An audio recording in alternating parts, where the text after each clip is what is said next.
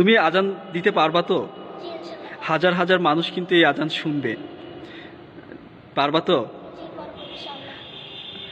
হুজুর দেখেন ওর যে মানে ড্রেস আপ আর ও যেভাবে বলছে মনে হয় ও পারবে, একটা সুযোগ দেওয়া যেতে পারে। ঠিক আছে, তবে ভুল হলে তো আমার অবস্থা খারাপ হয়ে যাবে, ঠিক না?